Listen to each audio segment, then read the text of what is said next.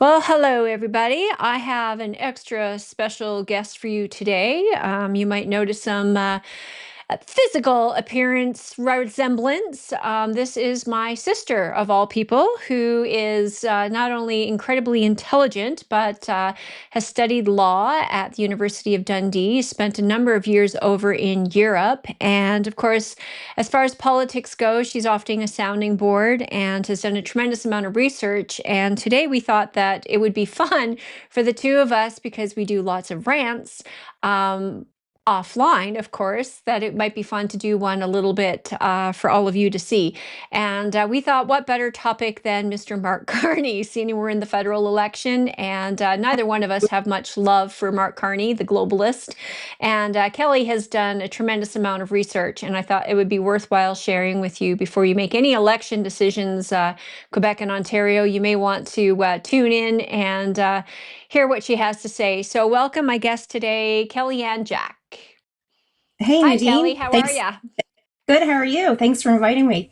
Oh, no problem. I've been trying to get her to do this for a little while, everybody. She's somewhat shy of the camera, it seems, and unlike her older sister here. So, This is um, true. There can only be one camera hog, and that's you for sure. yeah, that is me. So today, this conversation is about Mark Carney. Kelly has had a number Yeah. of rants with me, and I'm like, okay, we're putting this on record. And first off, before we get started, though, why don't you introduce yourself? Just a quick 2 minutes. Tell me a little bit about, the fact that you do have your law degree. You spent, what, 18 years, I think it was, in Europe. And Mhm. yeah, give us a little bit of a background. I think you pretty well covered my background in your intro, and thank you for calling me intelligent. We'll see at the end of this if I come across as smart or not. But hey, I am your sister, so I You're can't be smarter too than dumb. I am. Oh well, I'll take it. So I lived in Europe, as you said, for almost 18 years. I come from a military family. I studied English law in the UK, which has components of European Union law, which is pretty accurate and really relative right now, considering what Mark Carney is trying to do to get us to join up with the European Union. Um, yeah, I'm a mom. Just turned became a grandma, and I'm doing this because I'm really scared for my children and my grandchildren's future. So that's pretty well it. And like you said, we rant a lot. This isn't really my wheelhouse of doing things in front of the camera, but you thought I had something to say that your listeners might like, so let's just rant. All right. So Mark Carney, started off with he's done something today. What's he done now? Okay, so he got on the news today and basically said our relationship with the United States is over. That was his words. It's over. So this man doesn't have a mandate from the Canadian people yet. He was selected, not elected. We know what happened with the Liberal leadership campaign. It ended up being a selection. You had 200,000 people who were trying to vote that weren't allowed to vote. He kicked out Ruby Dahlia. He kicked out Chara Ara from running. He was installed. So let's start there. Now, all of a sudden, he's parachuted in as our prime minister, and the first thing he does is destroys our long-lasting relationship with the United States that has spanned decades. Who gave this man the authority on behalf of Canadians to destroy our relationship with the United States? So this is what he's done today. His exact words were, our relationship with the United States is over. So one of the rants you and I regularly have, as I had said to you months ago, the objective is to destroy a relationship with the United States to get us to join the European Union. And I honestly think, from the research that I've done, that is his objective. He will liquidize Canada's assets. We have no protection without the United States. That's not hyperbole. That's not me being un-Canadian. That's a fact. The United States has provided Canada with all of this protection for decades. While the Liberals destroyed our military, we basically got by in the knowledge that the United States was always going to protect Canada. They gave all this money to Ukraine. They gave all this money to foreign aid everywhere and literally took it from our military. We have no protection in Canada. And this is where we find ourselves. To make that kind of a declaration, he must have a plan B, either that or he's a complete sadistic, I don't know what you want to call him, but he's literally left us now reliant on now another party. So that's kind of what he did today, and I think that was one of the reasons why I said, okay, let's just hop on and start ranting. So, and then when you look at, go ahead. Mark Carney Sorry. is not a stupid man, and he certainly was installed. I've said this before that, we got rid of the puppet and we Correct. installed the puppet master. And so Yeah. he has been in the ear of Justin Trudeau as a trusted advisor for the last at least 5 years, providing him with economic policy and advice. And yet, for some reason, people seem to think that he's somehow different than Trudeau himself, which I don't understand how they came to that conclusion. And I think the reason we're in an election, because I honestly, just as you and I have spoken, didn't see an election happening because I did not see him getting this kind of traction and this kind of popularity in the polls. And I think realistically, we have the media to thank largely for that because people do not know who Mark Carney actually is. And we've had people as high profile as Liz Truss, former Prime Minister of England, even speak out against the damage that he's done to their country and under the Bank of England as the governor. And yet it seems that people just are not heeding the warning. So, you lived in Europe. I mean, you saw, I think, a lot of the decay that happened in Britain in particular. Yeah. Mhm. What's some of your thoughts around, Mark Carney in general? So one of the things that Mark Carney did in Brexit was he partnered, I think it was £500,000 was given to what they call Project Fear. Project Fear was this propaganda machine, really, that was backed by no other than George Soros to try to sway public opinion from Brexit. So going back to interfering in somebody's decision making or somebody's politics, he's done that. He spearheaded Project Fear backed by George Soros. When you look at the stuff that he's involved in Europe, he was, I think, up until January 2025, he was the head of Chatham House. Now, Chatham House is the Royal Institute for International Affairs. One of its biggest backers, I think the last time I checked, it was something like 24 grants was given to this by the Open Foundation Society. We know the Open Foundation Society is George Soros. So this is kind of what's happening. So everybody who claims that Mark Carney is this outsider, he is one of the most connected, elite globalists that Canada has ever seen. And I don't think people understand that. So it's not just, the connection of Chatham House. That's a George Soros connection. But when you look at things like the Group of 30, now the Group of 30, again, Mark Carney is connected to the Group of 30. The Group of 30 are these elitist financiers they meet out of Washington, D.C., and it was started in 1978 by a guy called Jeffrey Bell. Now, Jeffrey Bell in 1978 started the Group of 30 on behalf of the Rockefeller Foundation. So now we have Mark Carney, I guess through proxy, connected to a group that was started with the Rockefellers. So considering he's an outsider, with just speaking to you in 2 minutes, we have him connected to George Soros. We have him connected to the Rockefellers. He's also right now, he was one of the founding members of G-FANZ, which was the Glasgow Finance Alliance of Net Zero. So G-FANZ is actually currently under investigation in the court or on Congress in the United States for antitrust violations. So Mark Carney, along with BlackRock and a few others, were pulled in front of Thomas Massey and Jim Jordan and asked questions about these potential breaches of antitrust law because of their net zero policies. So he's currently being investigated by the Congress in the United States. So when people say this guy is an outsider, no, I'm more of an outsider. I'm more of an outsider than insider than what Mark Carney is. It's absolutely insane the connections this guy has. You know, the Net Zero Banking Alliance. The Net Zero Banking Alliance, again, was Mark Carney's brainchild. This guy is a climate zealot.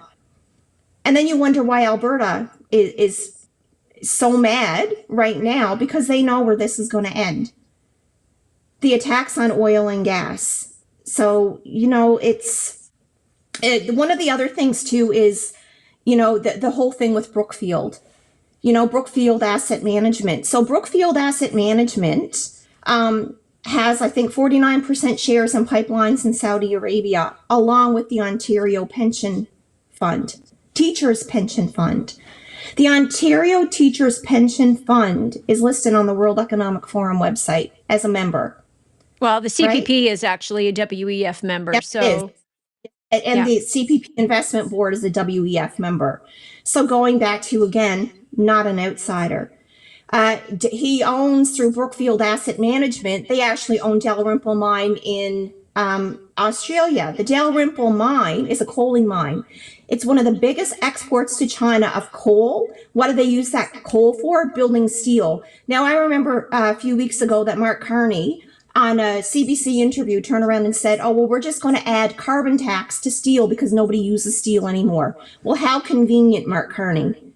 You have him on the one hand saying we don't use steel, while Brookfield, who he's on temporary assignment from, release. He hasn't even resigned. It's a temporary release to see, I guess, if he can get elected. That's his plan B, I guess, to sneak back to Brookfield, to turn around and tell Canadians to cost, steel is one of the biggest exports of Canada. To say that there's no market case for steel sounds familiar. No market case under Trudeau for LNG either, while his company is actually one of the biggest exporters of coal used for making steel. So it's not hard to connect this if you're prepared to look. And I've often said, like doing this interview with you, Nadine, I sound like I'm crazy. But we're living in crazy times. And the more I dig and the more I research, the more I'm mind blown. And our news is silent. But, the other day you seen smears of the Globe and Mail talking about, Pierre Poilievre. And in all honesty, I'm not exactly a fan of Pierre Poilievre either. I don't like his stance on Ukraine, and I'm not a fan of his stance on going after the United States. That said, he's certainly the lesser of two evils.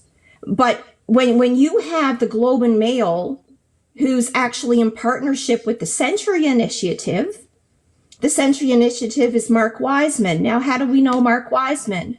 We know Mark Wiseman because he's now an advisor to Mark Carney. So we can't even trust our mainstream media. Well, we knew we couldn't anyway. It's government funded, but I mean, it's just total corruption all around. And, until Canadians actually start doing their own research and waking up, Mark Carney is not our savior. He is our destructor. He is here to finish Canada off. And I think Canadians have to understand that.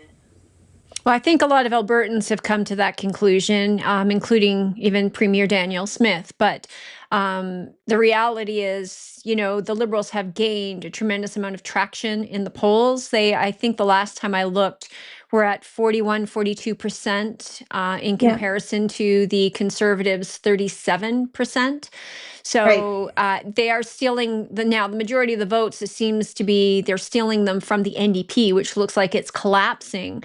But, people have this false sense of, well, Mark Carney is somehow qualified because of his resume. Well, that doesn't necessarily qualify him. What I keep looking at is like, is he going to serve the people of Canada? And no, he's not. So he may have a great resume, but he's going to use that resume, in my opinion, against the people of Canada, because he does have that high profile connection with the World Economic Forum, with your George Soros, Epstein. Sorry, not Epstein. We don't want to go there. So We, yeah, and you're smiling. We're not going to go there, but I mean, I threw it in because, these are all things that need to be investigated. And he is right now being investigated for antitrust breach of laws in the United States. And G-FANZ is, his net zero policy, he talks one day and says one thing to one group of people, and then he talks to another group of people and says something different. And you have to consider his book values. Values yes, made it very clear where he stands on net zero and climate change. He is the UN epitome convoy of climate change, and these are he his policies. yeah, he was the climate action. He was the UN convoy member for action and finance, climate action and finance. So he's connected to the UN. Through Brookfield, also, there's a court case going through the United States right now, and it's actually the Metropolitan Municipality of Lima versus Brookfield. So what happened is they have this, is it the Rutas? I think it's called Rutas de Lima toll bridge in Peru, and they're collecting these tolls, or they were collecting these tolls, but they actually bought this toll bridge from a company called Odebrecht. And Odebrecht were known for, I guess, maybe questionable dealings throughout Latin or throughout South America. So the Brookfield bought this toll bridge and were charging, money to Lima, and they stopped paying. So that is actually going through the courts right now because Lima was declaring basically this was done through coercion because of how the toll bridge came to be through Odebrecht, and Brookfield purchased it. But then what happened when Mark Carney actually got sworn in on March 13th, and I found this fascinating. Brookfield then did, I guess in a way you could call it a retaliation. They did an arbitration then against Lima. And they're using the guise of the, under the umbrella of the Canadian free trade agreement with Peru as a reason to pursue, as the umbrella to pursue this for $2.7 billion because Lima is no longer charging tolls on this Rutas de Lima bridge. So the day he gets sworn in, Brookfield then does a retaliation, in my opinion, of, and brings this arbitration back against Lima for $2.7 billion for unpaid toll fees under the guise, I'm just going to repeat that again, under the agreement of the Free Trade Agreement of Canada and Peru. Yeah, convenient that now that you're the prime minister, you can do that, right? Well, I don't like the term lawfare, but it comes to mind that it's, potential lawfare. Going back to how this guy came to be in power. And when you consider everybody in his cabinet is World Economic Forum, you have to start looking at what are the true intentions of our current government and why are they doing this. So not only is our system flawed, the fact that you can parachute in somebody with less than 100 and something thousand votes and they become PM, but now, when you consider what's happening with the United States, the first place he goes, it's always been, I guess, practice that whoever gets in Canada, their first visit has always been to the United States. He goes to Europe. Why? Because I think that will be the end goal, to annex us as part of the European Union, which makes no sense. Well, he is a European citizen, so he's even identified himself as such. Right, he has 3 passports, right? He's Irish, and he's British, and he's Canadian. So, I mean, all you have to do is just, like I said, take a look around and see what's really going on. Well, I think for a lot of people, it's hard to connect the dots because, the media really does censor and has been sheltering him quite a bit. And he won't do much as far as public meetings and media go because he gets asked questions that he just doesn't even know how to deal with. For a guy that says, he's such a people person and, he really doesn't even respond to many journalists in a very patient, or it's almost like the how dare you question me Yes. kind of mentality, which is very, much the elitist, which is what he is. So with respect to that, though, you did mention some of the organizations that he's worked with. And one of the things, too, that he did with Brookfield was to move it off and out of Canada and into the United States. And Correct. most of his connections are European. They're not to Canada. And then, of course, you've done some other research as well, like I said, with G-FANZ and with the Chatham House, those types of things. So, and the Century Initiative. Now, the Century Initiative, for people who don't know, is all about 100 million people coming into Canada. That's the goal, is to By see 2100. yeah, Mm-hmm. is to see Yeah. Canada reach, 100 million people. So if you think our immigration policies are bad, which seems to be a big, or was at least, a big political issue coming into the election, which seems now that things are kind of sidelined a little bit, but that that's going to put those numbers to shame. And this is the Mark Wiseman, this is the Century Initiative that Mark Carney is pushing. And, one of his lead advisors, person whispering in his ear, is promoting and is leading the charge on. So, what But else do you have? it's not just Mark Wiseman. So he's got Evan Solomon now coming out of obscurity as one of his potential, for running for the Liberal Party. For those who don't remember Evan Solomon, he was actually a CBC presenter who got caught up in this art ring, selling all this expensive art to millionaires. Who did he sell art to? Allegedly, Mark Carney. You have, all these different connections. So when everybody goes, oh, we changed the party, it's now different. It's the same party.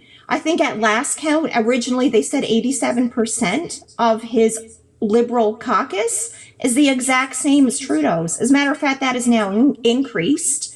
I don't know the exact number, but it's higher than 87%. This isn't change.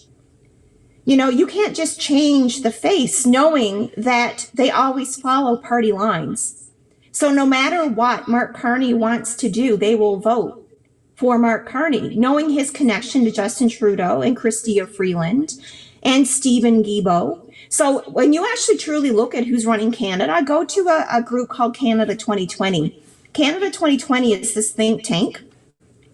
And in it, you have Stephen Guilbeault, you have Mark Carney, you have, the same people that are part of this. And they claim to be this think tank that are, kind of hands off. But when you look at who they're sponsored by big business.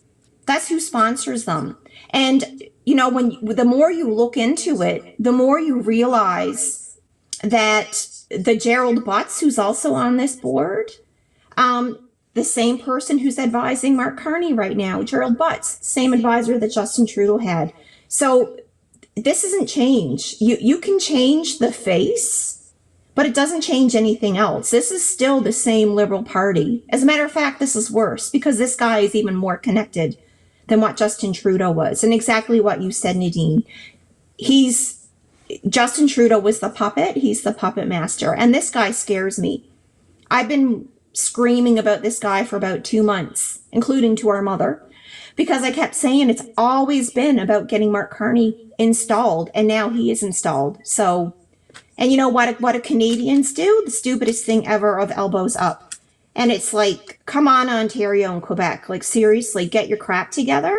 Look at actually what's happening, because Canada is in serious trouble if this guy gets elected. Wow. Just my thought. Just my thought. See, it's not just me, guys. I'm not just the only ray of sunshine that brings you all the good news. Well, this is just it. I mean, it's nice for people to hear it from somebody else and in a different way. And I mean, you've connected a lot of the dots for a long time. And with respect to Mark Carney, he is a lot smarter than Justin Trudeau. He is far more connected than Justin Trudeau. He is the upper echelon of the people calling the shots. And now, is he still a puppet? Yes, he is. He still has puppet masters. There's no doubt about it.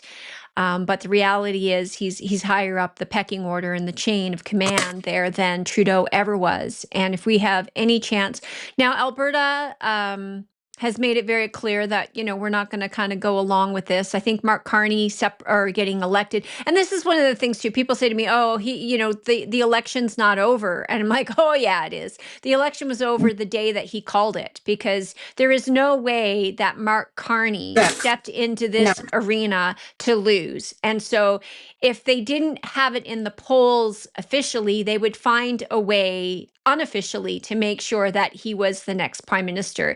And I think it is truly about the destruction of the Canadian economy, because if you can collapse the economy, which it already has, there is no productivity. I'm not going to get into the economic side of it today, but if you look at the US dollar, Carney was over there basically literally collapsing the Canadian economy. So what else would you have to So add? What else would I you like? think, well, you had touched on Liz Truss, and one of the things she had said and got picked up in a British newspaper is he has the reverse Midas touch. It's what they had said. Yes. So under Mark Carney in the UK, inflation was like between 10 and 12%, while other parts of Europe through COVID were 6 and 7%. That's double. And why? Because he loves the money printing machine. I think under Carney, you're going to see a push for UBI. And I also think you're going to see a push for digital currency. And Oh, then they have he's made that very clear on the centralized right, digital currency. It is all right. about the WEF agenda of you'll own nothing, be happy, and it's the smart, surveillance monitor technology, where you are going to have less and less freedom. Like I said, Canada is like just marching to its own demise here. Well, Canadians have always been asleep with politics, and I'll be the first one to put my hand up to say I wasn't interested in politics either until COVID. That's kind of your wheelhouse.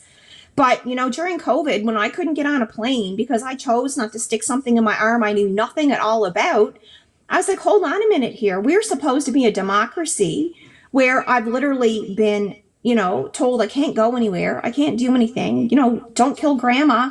Don't do this, don't do that. And then when you see the same psyops, and there was an article in the Ottawa Citizen that had actually said the military was using psyops on the Canadian people. And Nadine, we could probably find a link for you to link some of the stuff that I'm saying if your viewers are interested. Just don't take my word for it. There's tons of this information out there to be had if you're prepared to look. But Mark Carney also under Brookfield, recently there was a little article that was exposed, and he was talking about taking advantage of the housing market in Canada for Brookfield. So what does that mean? It's like, okay, well, so he keeps going on about this time to build. That is actually taken from a 2017 World Economic Forum paper that talks about starting to take credit back, including mortgages from people, because the high debt that we have is too risky.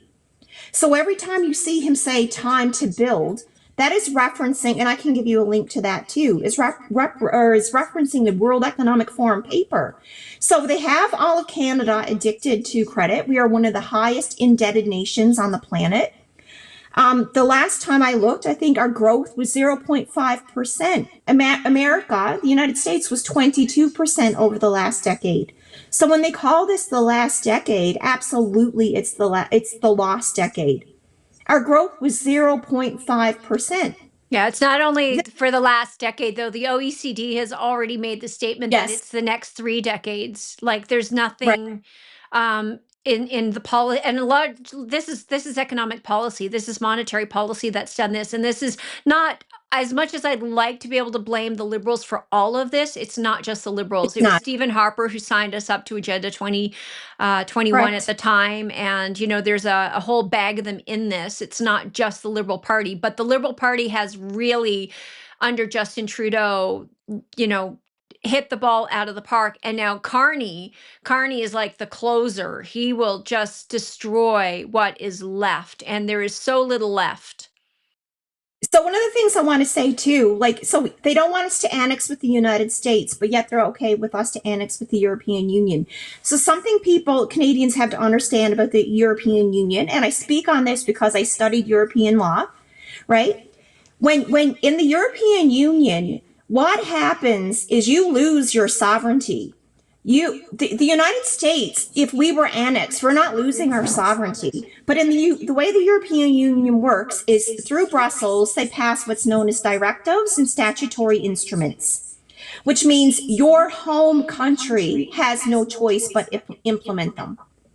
This is what happens. So when you look at the Human Rights Act of 1997 in the UK, everybody's like, oh, well, finally, the UK got their act together to implement human rights. No, actually, that came from a directive from Brussels. So what started off as looking like a good thing, a union, has literally become hijacked by Brussels. So when you look at Ursula von der Leyen, she has never been elected. She has been selected. Again, she was, I think, back in 2016 or 17, she was on the World Economic Forum trustee board with none other than Mark Carney. It's one big club. We're just not a part of it.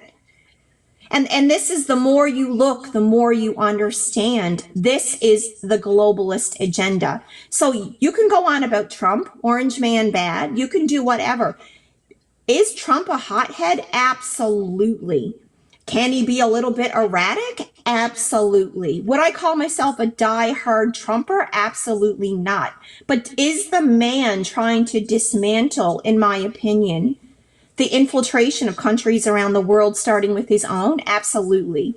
And I think he knows what's going on with Canada. And without going into another tangent, again, I think, Nadine, you were talking about Sam Cooper a little while ago. Canada has been infiltrated years ago. You know, when you look at the Chinese influence, when you look at the fentanyl crossing our border, the precursors for fentanyl, you know, when you look at Iran, when you look at all of the refusal to have a foreign agent registry in Canada, you know, Canada is not the Canada that people thought it was, or it was 20 years ago. And I think this is the problem with this election. I hate the term boomer, but you have the boomers who've made their money, they have their houses, they have their financial security, and they're holding on to Canada of old. That Canada is gone. And it kills me, it breaks my heart to say it, but it's gone. And we owe it to our children and our children's children to try to fix this. That's the only reason why I was even prepared to do this with you today. You know, Canada has to wake up. And this whole thing of our government could never do this to us, all you had to do is look at how our government acted during COVID to know what our government is capable of. You know, look at history.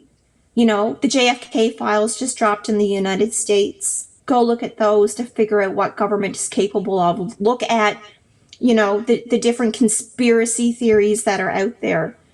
You know, and we were raised to never ever trust authority, but to always challenge it. And I think there's no harm in challenging authority. If you're wrong, you're wrong. But if you're right, then you just might prevent tyranny in your own country. And that's really something that I'm trying to spread my message. I'm not, you know, connected politically like you are, but, you know, people have to start looking and trying to figure out the country they want to leave their children, because I know this isn't it. Yeah, which is why I think you're seeing in Alberta, we'll leave Canada for a second here, but in Alberta, you're truly seeing a resurgence of the demands and groups that are asking for Alberta independence. And, you know, this whole option of a 51st state, which if people would take the emotion aside, like you look at Texas, which, you know, you look at the agreement that Texas made with the United States, they are a sovereign state. Like their constitution is lovely, and you know they didn't give up anything really to join the United States. They gained, you know, access to economy. They gained access to a military might. They gained access to, you know, trade partners, and they gained access. You know, so it was really a benefit to them in many ways, and that would certainly hold true here on the Alberta side. You know, Trump's, you know, quotes about 51st state for Canada. I don't think he'd actually want to take all of Canada. It'd be a nightmare for him. I don't know if they'd ever win another republic, um, you know, government again, because so much of Canada is so socialist, and socialism doesn't work. I mean, it's cost hundreds of millions of lives all around the world in bad policies, and you know, whether it was China, Russia at the time, or and this is the thing, like with this whole Ukraine, Russia, everyone's looking at an old Russia. You know, it was the wall coming down Russia. Well, that's not the post-Russia is not the pre-Russia. And people thinking that, Russia wants to hold more ground. Russia can't manage with its population in decline and aging the way that just like every other, big G7 country is. They can't manage to do that, nor do they have any ambitions or desire to do that. So Mark Carney, again, it seems like there's these false flags and these reconstructed threats and crises. It's constant crises, and the government creates a crisis so the government can fix the crises. I had a Absolutely. great Yeah, and had a great conversation today with Gordon Kessler, for example. We talked about a lot of the 51st state and what the benefits would be to that. So, before we kind of close up here, anything else you want to add on Mark Carney, and any thoughts you've got to Canadians or Albertans in particular? Well, the funny thing is, a few weeks ago, if they want to talk about manufactured media, a few weeks ago, nobody knew who this guy was. So they prorogue Parliament. They have him parading all over, Canada without any opposition in a supposed democracy. So all people have to do is take a step back and a breath and realize how manufactured all of this is. And go look at the United Kingdom when he was the governor of the Bank of England, and go look up Liz Truss. Go look up, these other articles, the lawsuit that I had mentioned. So don't take my word for it. Don't take your word for it. Just take a little bit of time to go research. And this is one thing that drives me insane about Canadians. We're very complicit when it comes to politics. And I think I've said this to you multiple times. Politics mightn't be interesting, but it's certainly interested in you.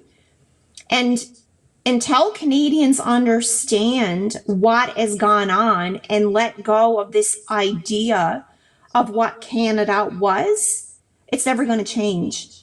It's not the same Canada, and it kills me to say that. But it's true. And with regards of Mark Carney, the only thing that I don't like is we really have no political options. Very few in this country now. And, Pierre Poilievre says a lot of great things. But then at the same time, he's all about retaliatory tariffs and taking on the United States. The United States has been our allies for decades. But now all of a sudden, because people don't like who the American people freely chose to represent them, somehow America is now bad and the enemy, because the news and media tells us that's the case. So, I could go on even more with Mark Carney, but I mean, it's pretty overwhelming. There's still a lot more to discuss. Maybe, depending, we can do another podcast, but joining the European Union is not the answer. And like I said, being a part of the EU, your sovereignty is gone. Brussels will dictate what your laws are. It is the testing ground for what they call global government. That's what it was designed for. So, I know where I would side, but I think Canada has a choice to make in the next month. And you're right. I think if Mark Carney gets elected, you're going to see Alberta and possibly Saskatchewan decide to leave. Quebec has already openly stated that they will hold a referendum in 2026 for their sovereignty. Canada is fracturing, and Canadians have to understand our elections are literally chosen by Ontario and Quebec. And don't get me started on Doug Ford. Oh, Mr. Ford, he's going to make Americans feel the pain. This is what I get a kick out of. It's like, and it's not even, make Trump feel the pain. It's about the Americans. There's a lot of, I call it British arrogance in Canada. And what I mean by that is for whatever reasons, Canadians have always had this, oh, no, we're not American. Oh my God, no, don't associate, us Canadians with the Americans on the other side of that line. Like, ooh, somehow that we're better or different. And, for people who think that we better align with Europe, is like, we have no real connection to Europe. Europe's on the other side of the world. Yeah, there are people who moved here and immigrated here from Europe, but here in the West in particular, we have families, and Jason, my husband, is the perfect example of this, where, he, as a child, mom and dad grew up on the Canadian side of that border, but literally that that border is just a line on a map, he would get on his bike and drive across that line on the map, and he would be in the United States visiting his grandmother. So, we have close relations, close family ties, everything to the United States. And it's more than decades. We've, got this for centuries, really. Yes. So there are certainly differences between Canadian Americans, but we certainly share far more in common with our American counterparts than we do with anybody or anything in Europe. And the legal system, we've got people now in Alberta here demanding, a Commonwealth of Alberta.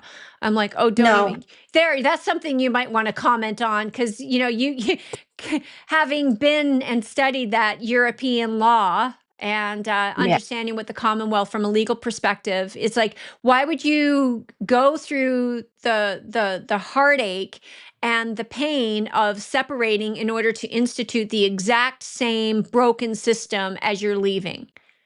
What I would suggest is anybody who wants to watch Mark Carney get sworn in as PM, one of the first things he does is he takes an oath of To the king. allegiance to the king. You cannot serve two masters. And what should happen with politicians is the people who elect you should be your master, not the other way around. So Canada is still very intertwined with Britain, whether or not you want to admit it. And don't say it's ceremonial because it's not. You're swearing secrecy. If it was ceremonial, why would you pledge allegiance to the crown? Everything in Canada is still crown land. And this is the problem. And this is another part of Canada's problem. And we are not a truly sovereign nation. And when you actually look at the tyranny that's happening around the globe, the worst offenders are Commonwealth countries. Look at Keir Starmer in the UK right now. You're getting literally locked up in the United Kingdom for memes and posts on X and social media. Australia is the same thing. I think everybody's familiar with Billboard Chris. Give him a shout out. He's over in Australia right now. He just ends up, being arrested and put in front of the courts for basically saying, his talking points about gender. Like when you look at New Zealand, what happened during COVID, again, it was one of the most draconian, tyrannical governments. And what is the one thing that we all have in common? We're all Commonwealth. So I'm not saying that that's the cause, but it's certainly a question that should be answered. Who truly is running our country? Who truly has the final authority? And if you want to get into the weeds, I think that's a really good place to start.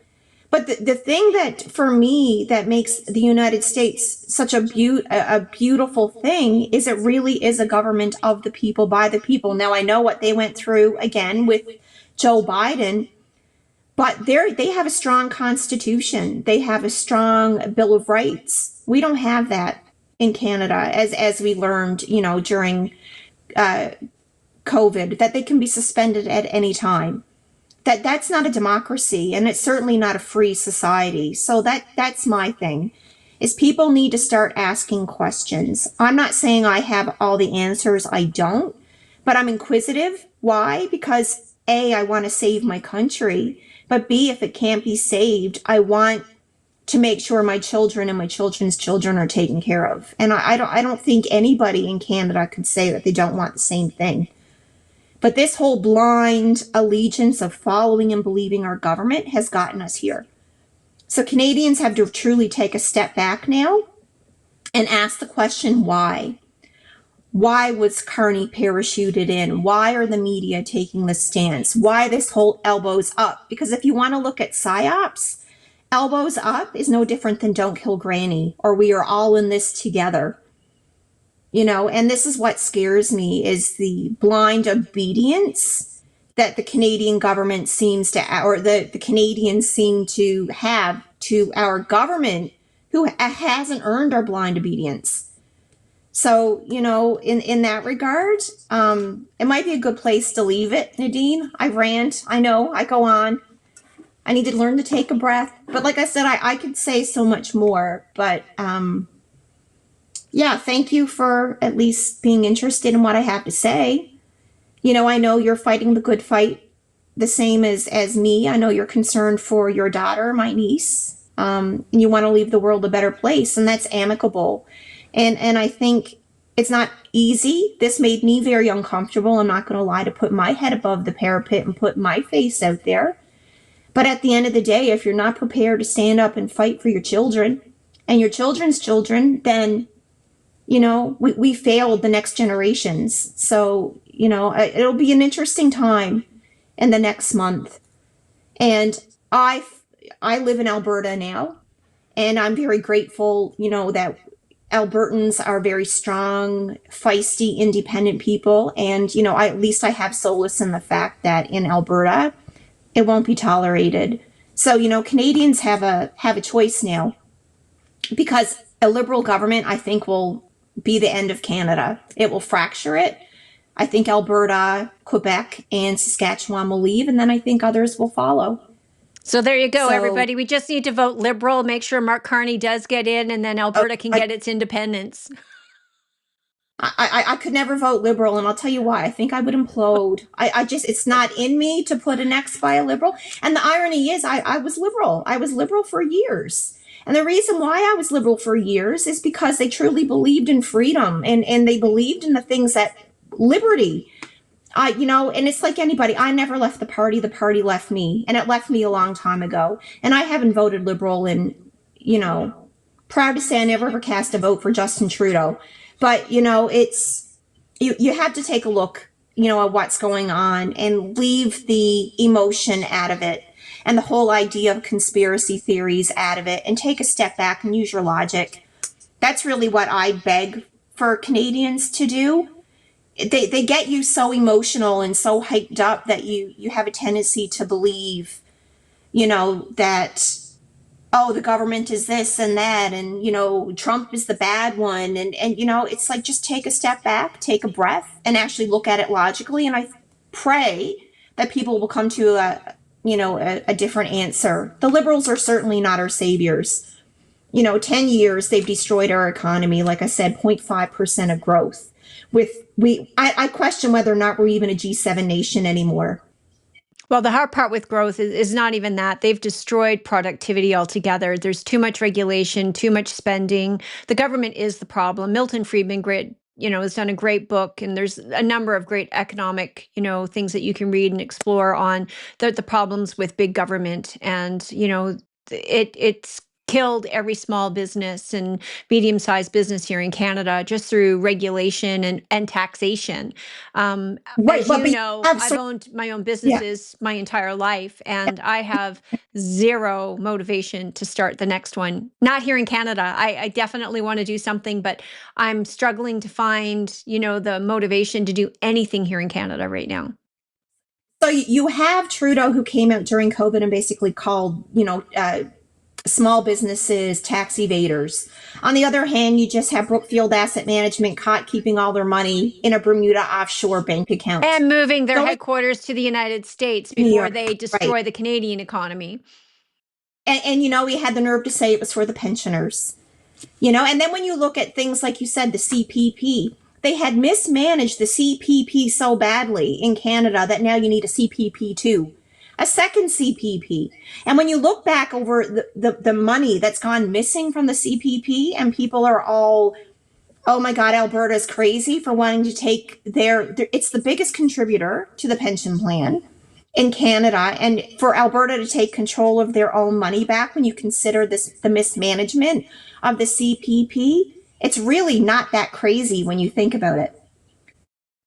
And this is it. You have the CPP, as a partner with the World Economic Forum. You have the CPP Investment Board as a partner with the World Economic Forum. You have the Ontario Teachers Pension Plan as a partner of the World Economic Forum. You have Global Affairs Canada as a partner of the World Economic Forum. And you want the Liberal government to shore up more funding from each of these pensions to invest, in more Canadian. So one of the things Carney had said too, when he was doing his rounds, is he had made the comment about investing what Canada currently has to work in its favor. And the first thing that came to my mind, now this again is just my opinion, was the CPP. That is the reason why, in my understanding, Canada keeps its AAA credit rating, is because of the CPP. It's a huge pool of money. And when he says, "Oh, we have to start using what we have financially to work for us," that's the first thing that came to my mind. Is that part of the plan to, use the CPP against, whatever for investment? But that's not Canada's money. That's our money. We paid into that. But I can't But help but no, but so wonder. there, I have to correct you. It is not your money. It is a payroll tax. It is not a pension. And that's where people need to understand. It is an asset that sits on the government's books. The government owns it, controls it. It is theirs. It is not the Canadian public. There are so many ways that an Alberta pension plan can be used to better serve Albertans. And just like you said, the extra 3 to 5 billion a year that you save, Alberta's paying not only an equalization payment directly, they're also paying an indirect equalization payment through CPP. An extra 3 to 5 at least a year. That's going into something that they're never receiving the value back for. So when I know we're going a little bit off topic here right now too, but I think it's to the tune of like 13 point something billion that Alberta pays to Quebec. And Quebec, as we know, because of where we grew up, actually owns the hydroelectricity that comes out of Labrador. And that is not included in the equalization Nope. payments. Those No. projects are worth billions of dollars. So Yeah, why and they is don't have Alberta to include any of that revenue into the equalization formula, which is why they are the big receiver of the equalization payments. at the cost of the Alberta taxpayer? And that was by design as well, right? I mean, you can go right back to the very, very beginning of when Alberta joined Canada, and it was always made very clear that they just wanted Alberta for the resources and, to help pad their own pockets. It was never for the benefit of Albertans at all. Right. Well, Nadine, like I said, I could go on and on about Mark Carney, but like I said, to me, he's a very dangerous man, and I just hope Canadians see it. Wonderful. Well, thank you so much. I know I had to kind of drag you into this kicking and screaming, but lots of good information there. I'm certainly hopeful that people will take the time to do a little bit of digging. Kelly provided a number of names, a number of organizations, whether it's Chatham House or Canada 2020, which is the think tank, which is definitely worthwhile kind of taking a look if you haven't heard of that before. And do please like and subscribe, leave comments, let us know what you think. Hey, if you've got something where you are curious, you'd like to know more information, put it in the comments. Let us know. We'll do a little bit more research and digging for you and present it, let you know what we find, and do your own research. Don't trust anybody. Like, we're way past trusting me, trusting Kelly, trusting the government. It's like you really have to take the bull by the horns right now and do your own research and see it for yourself. So have a great night, everybody. God bless.